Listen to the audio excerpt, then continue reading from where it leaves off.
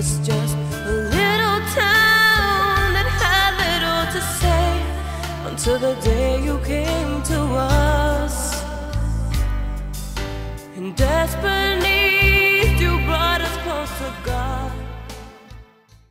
The Dominican Republic, a country rich with beautiful rolling mountains, spectacular trees, exotic plants, brilliant flowers, an abundance of streams and rivers, and a land rich in soil.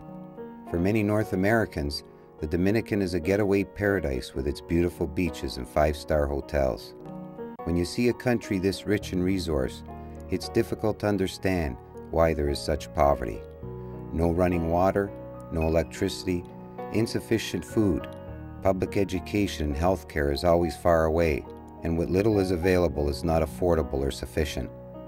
For many, there's not even roads to access these few facilities.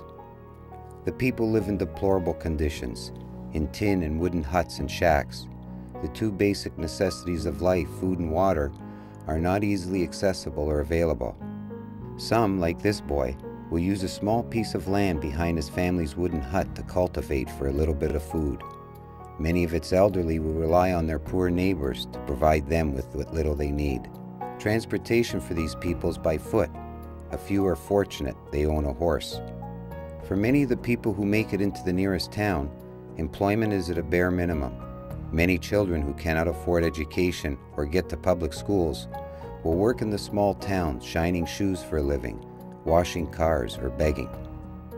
Adults fortunate enough to earn enough money over the years will purchase a motorcycle and use it as a cab, driving people from one location to another for a few pesos. I could not help but ask myself, how can a country so rich be so poor? I was fortunate to stay in the province of San Jose de Ocoa, similar in many ways to many other provinces in the Dominican. The people were extraordinarily friendly, had a strong sense of community, with great faith and gratitude for what little they had, and hard-working with dreams of a better life for their children. But there is something in this province of San Jose de Ocoa that no other Dominican province has. It is this man, Scarborough foreign missionary priest Father Lou Quinn. Sent by his order in 1965, little did his religious order or the people of San Jose know what he would do for the poor of the Dominican over the next 40 years. Father Lou decided as a young priest that it was not enough only to minister the sacraments. He decided that he would live amongst the poor, with the poor, like the poor. He would become one with them, and in so doing, their needs became his needs, their poverty, his poverty. In addition, he developed a rather radical and innovative idea about building community. He saw no barriers between people. No matter what their religion, culture, or personal beliefs, all people were part of his community, all people part of one human family. He believed in taking the very best of what each person had to offer and make a better life for everyone. With this new community bound together for the good of all, with Father Lou as their shepherd, the face of poverty was about to change for the people of this province. When I asked Father Lou how he started, he simply answered, with a shovel. He told me, take a shovel and start digging your way up the mountain to get to the people, and the people will come to you with their shovels and help you dig. And come they did, first a few, then hundreds, then thousands. Over the years, Father Lou's shovel turned into his own bulldozers as he carved over 400 miles of roads into the mountains. With these new roads, he could give up his horse and get to his people by vehicle and begin to provide for their basic human needs. His first goal, get the people the water they need so they no longer have to walk for miles for a pail of contaminated water. Father Lou accessed the rich springs and rivers and began to do what the government would not. Over 40 years, Father and his people have laid hundreds of miles of pipeline so that thousands of families now have running water. Then the unbelievable accomplishment of building 140 community aqueducts, some like this one, with its layers of storage, filtering, and pipes to make the water clean and available to the people in abundance. As Father Lou carved more roads into the mountains, ran miles of water lines, and built aqueducts, he provided families with goats, chickens, and cows to give them food. The deal was, when an animal had a baby, the family had to pass the baby on to their needy neighbors. Although he has provided over 5,000 families with more than 20,000 animals, this did not provide a sufficient amount of food. It was then that he came up with his most brilliant concept, referred to as land reform.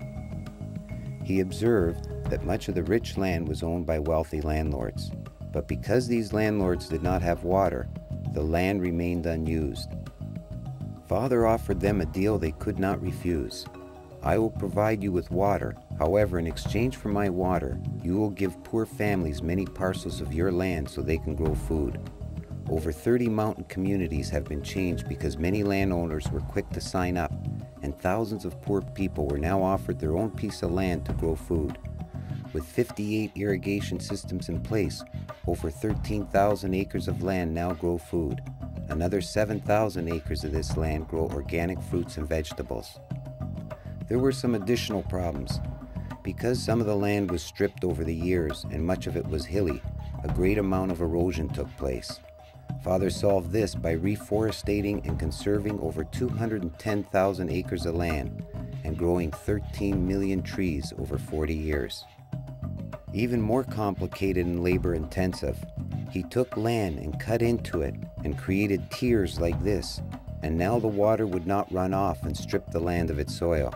Here you see scrub land, and next to it, one of Father Lou's projects of land reform, where the land has been divided into sections for the poor, reforested and tiered and irrigated so that it harvests rich crops. It's all quite unbelievable to the human eye. The question arises, where does one get the trees, plants, and food to grow on the land? The answer? From one of Father's many greenhouses and community gardens found scattered throughout the countryside. Many of his greenhouses established specifically for women, and over 35 community gardens producing close to 1 million plants a year. Now that many of the poor have water, animals, land, and food, the next need is what Father considers the most important in order to eradicate poverty: the need for education.